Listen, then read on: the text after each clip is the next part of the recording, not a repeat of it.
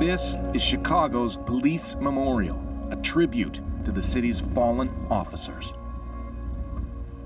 Shannon Spalding may be alive, but her livelihood as a cop is utterly dead. I mourn the loss of my job like a death. Most of my friends were police officers.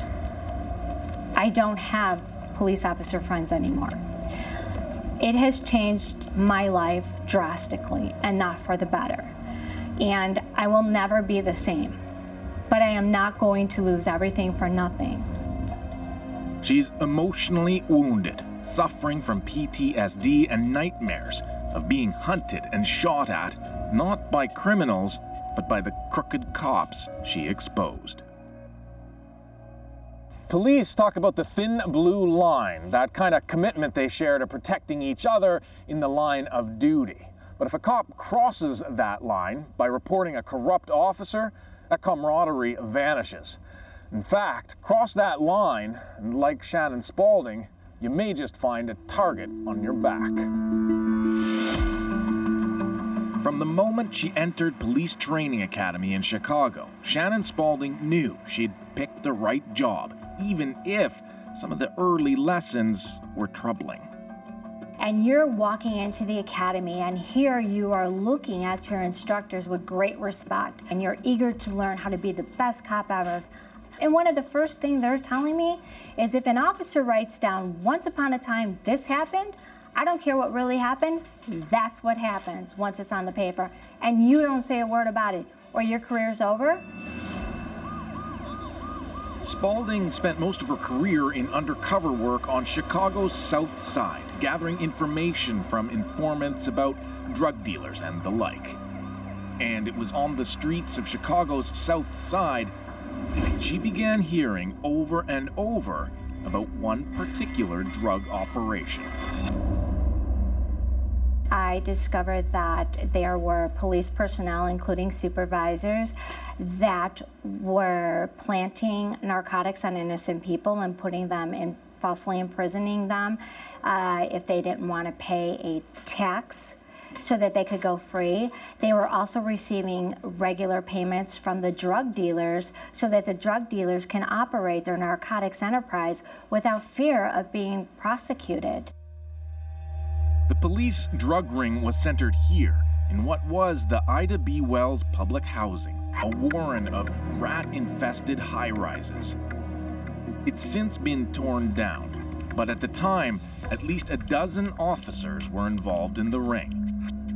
Leading it all, Sergeant Ronald B. Watts. The corrupt officers are usually politically connected. They know someone in a high place. We say they're on a scholarship. So if they commit a crime, if they do something that violates the rules, they make a phone call.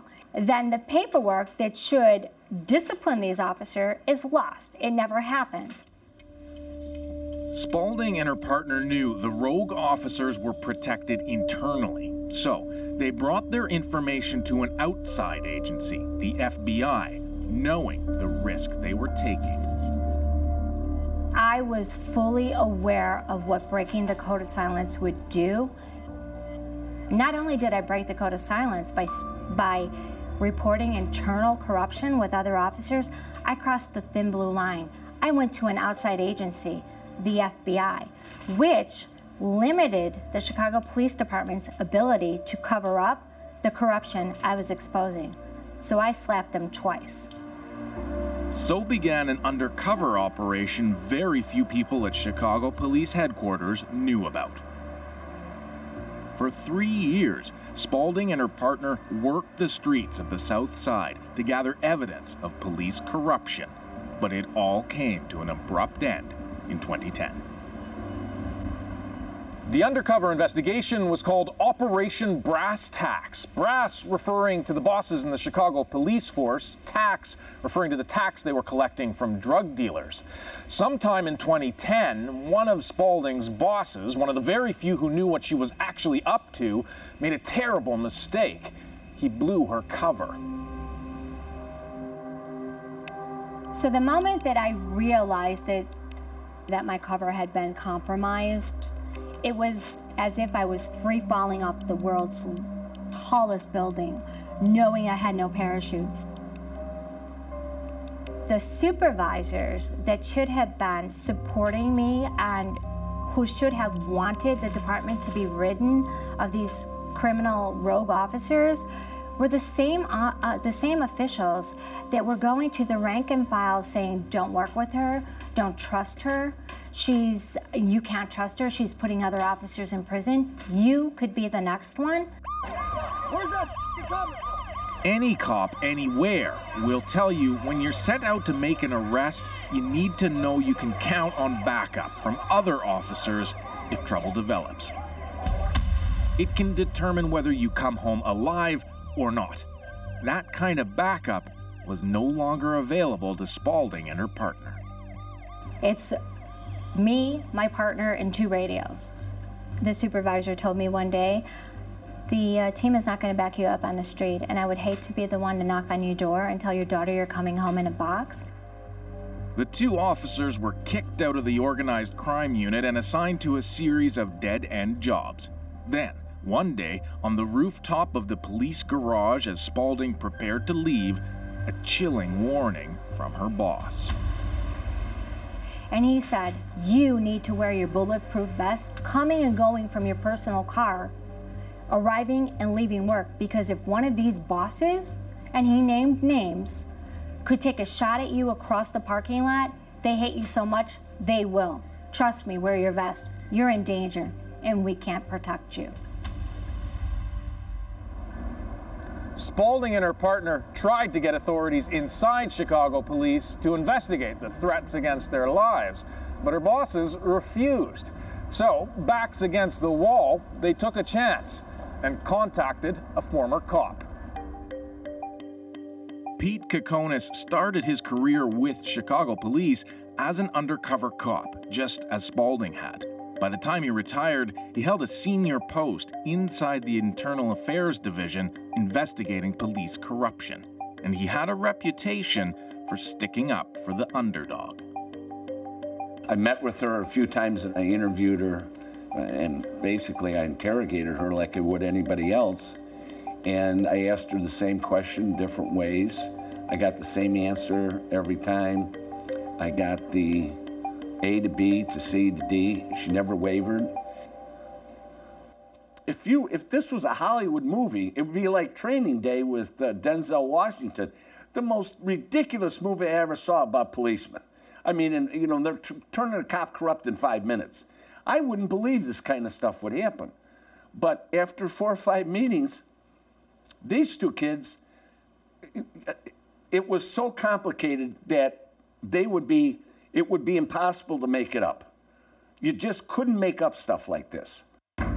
Kokonis agreed to advise the pair on how to fight back, and they needed it because, predictably, Chicago police circled the wagons. Over at the FBI headquarters, Operation Brass Tacks got downsized. Of the many officers investigated, only 2 were charged: Sergeant Ronald Watts and his second-in-command, Khalid Muhammad.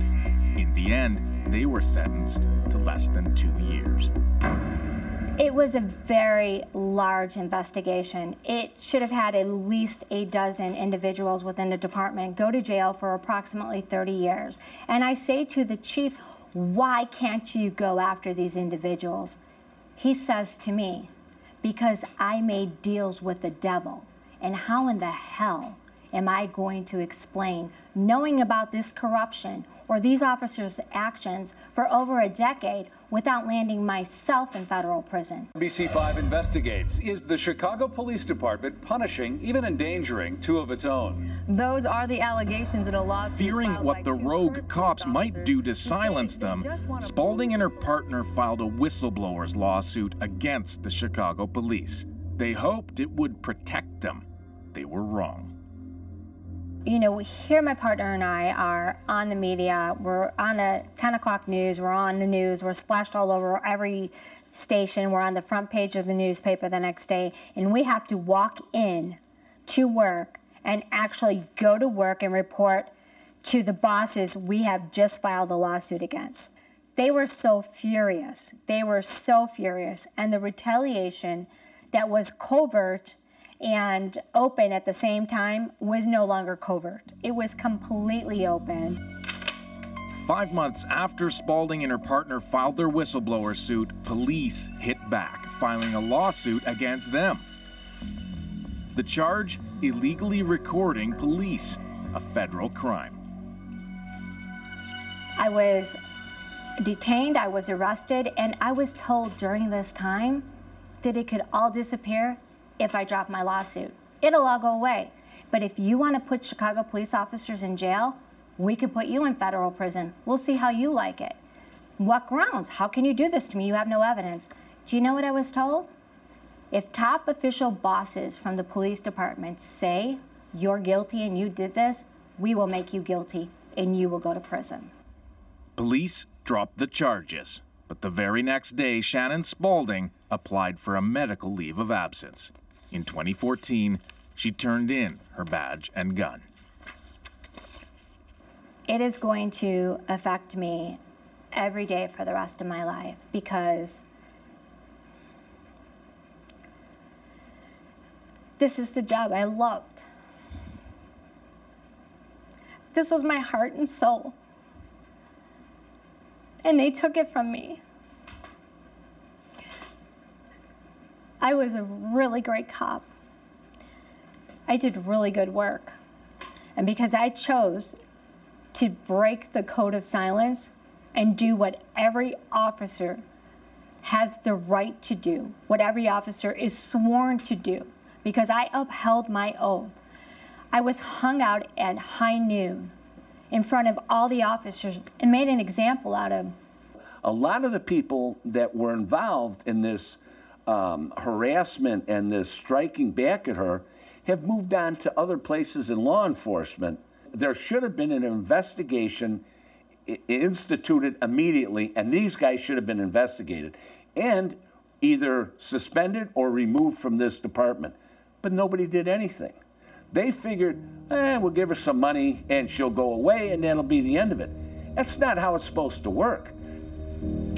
Alan, attorneys for the city say this case was not about the code of silence. In May 2016, the day the whistleblower suit was set to go to court, police settled the case for $2 million.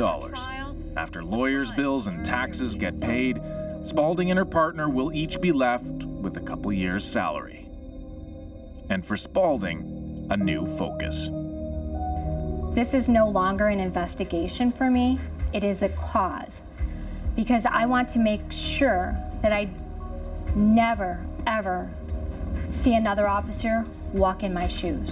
I want to make sure that departments, not only in Chicago, but across the nation, in Canada, that they honor whistleblowers, that they uphold them as heroes and not villainize them and make them the criminals and ostracize them and you know, put the fear into them that they can't come forward. That has to stop.